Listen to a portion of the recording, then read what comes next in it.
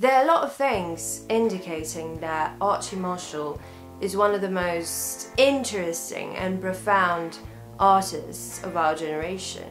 I remember the widespread obsession with King Krule in the year 2013 and him struggling with this sudden fame and success, fading away to the shadows of anti-press to rehabilitate and, most importantly, to create something new of which he could be really proud of. His debut album 6 Feet Beneath the Moon was a creative statement. Along with all the other projects he put out, whether alone or in collaboration with someone, all of those, King Krule especially, have a poignant, deeply buried ache as some sort of bass. The timing for the new album release is perfect, because what's for sure, Archy's music sounds like an ideal October soundtrack. The ooze goes even deeper, even darker. It's as if scraped of old vinyl concoction of free jazz, hip-hop and post-punk, laid with Archy's distinctive voice in this sometimes spoken word Earl Sweatshirt style delivery, other times stretched out,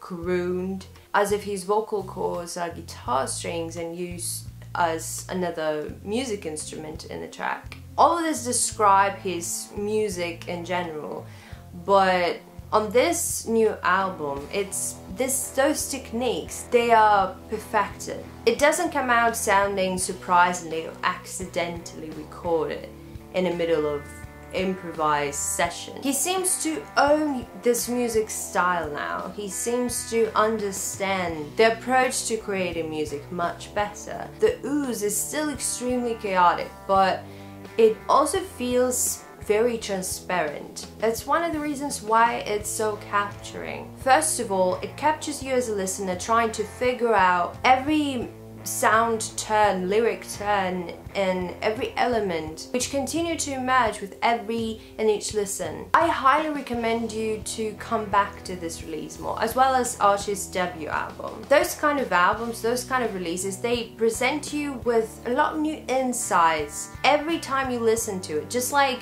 rereading a really good book or re-watching your favorite movie from when you was a kid. Plus, the ooze is not only referenced in the debut, but also is a perfect continuation of 6 Feet Beneath the Moon. Prolongation of sort. Doesn't mean that Archy's doing the same thing on his sophomore King Krule album. Not really. It's more of a naturally right directioned development. His art vision and his ear for particular sound aged good. Maybe also thanks to all the solo and side projects he put out. Secondly, the ooze captures you mentally.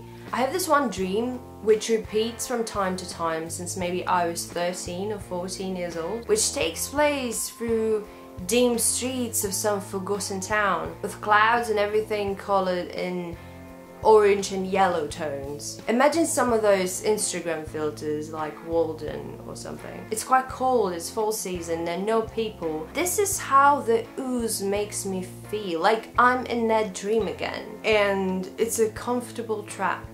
Atmosphere both intriguing and scaring, but also quite comforting and very familiar. It creates this world musically, sure, but the lyrics and the way Archy delivers them play a huge role as well. When you are able to make out what is being told, it turns out to be the ruined relationships, or the nostalgic and aching cinematic visions of people in your life now disappeared, out of picture. It turns out to be the chaos in your head and how the mental affects the physic, how it interferes and challenges a human being. It's about creative block as well, a lot of autobiographical and the ooze creative process documentation talk as well. Big part of the narrative is also the surroundings. The city, the poisonous, grim South London covered in cynicism and rain. The classic love story between you and the place, which could be easily hated, but filled with so much meaning and memories and familiarity that you end up hugely influenced by it for the rest of your lifetime. The city is filled with all those different people that surround Archie, and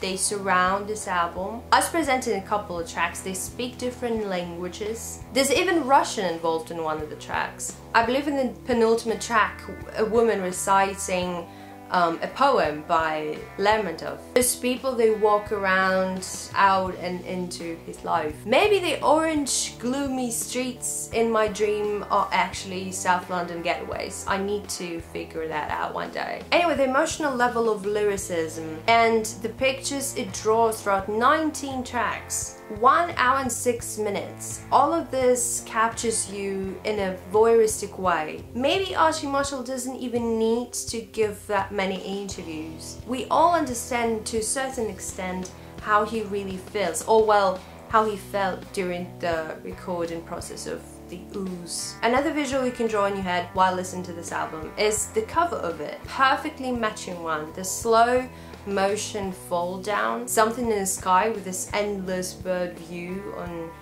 all of our little lives down on planet Earth, like film screenshots with not enough context, and every track on the ooze being an embodiment of each. The opener, Biscuit Town, is the horror-y one, very life-based, urban, tragic, but entirely understood and accepted. The reclusive lifestyle, the lovesick feel, the dirtiness of some sound elements, the 90s hip-hop, some of this A New Place to Drown throwback. Finally, Archy's villainous tone. I love that this track opens the record. It creates a great first impression, very accurate one too. It's dim to a point for you to understand what's about to unravel in front of you next. Followed by psychotic days of locomotive. It's loosey and beautifully eruptive at moments when needed. He bangs on the walls and then descends into sad realizations. Tracks like Dumb Suffer, the melodic zombie rock and roll, Emergency Blimp with its energetic leading guitar, full of ironic sound video, the hooligan anthemic Half Man Half Shark single. Those could easily remind you of the debut album. Those are more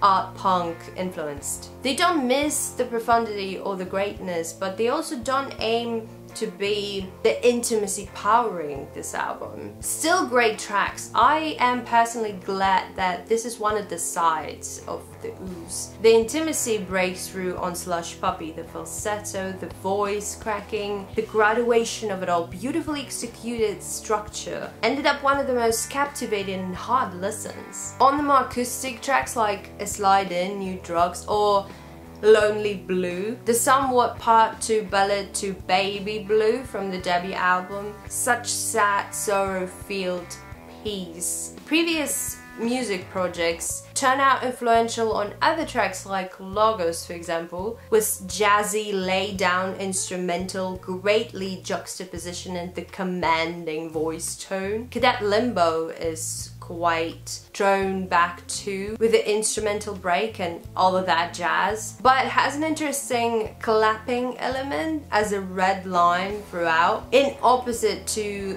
the Cadet Lips, with its much more prolongated ambient approach. Check One, the groundbreaking comeback single, which I love so much, nourishes in the exact same patterns. Its haziness, the saxophone, create an ideal platform for the confessional lyricism, which by the way covers almost every topic on the album. Great choice for the first single and video. Have to say this, I love the video, one of the most beautiful visuals from this year. All the visuals for this album actually. They're beautiful and are able to make this comeback project look wholesome, match the music greatly.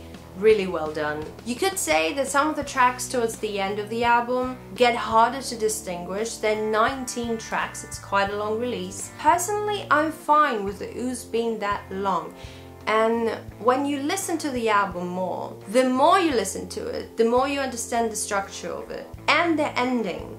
It reminded me a lot of Frank Ocean's Blonde, in a way, because when it came out, the second part didn't really strike with me that much before I sat down and really got inside the record. Also this effect might appear due to the album mastering. A lot of the times one track just naturally flows into the other one. All the interludes also add to the cinematic effect. There are exceptions like this sudden ending before video, but pretty much everything else beautifully flows as somewhat a chill soundtrack to modern rework of Trainspotting. I really like when the album is that coherent and integral as the ooze. It feels like a united, put together piece of work rather than a collection of singles. I appreciate this mastering choice a lot. The amount of amenity, empathy, that modern retro feel and relatable contacts really make Marshall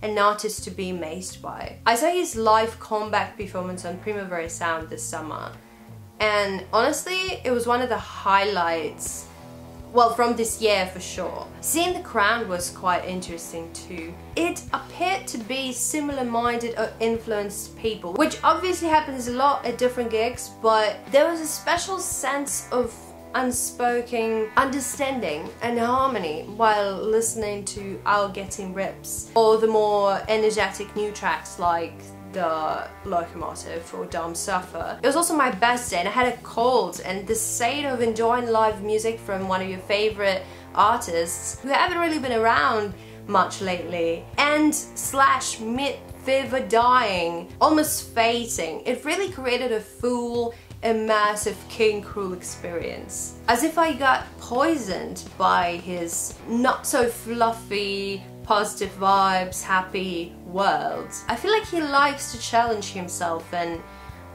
transcend his suffering and his struggling into the sound, the lyrics and the vocals. Now I really want to listen to the ooze feeling sick.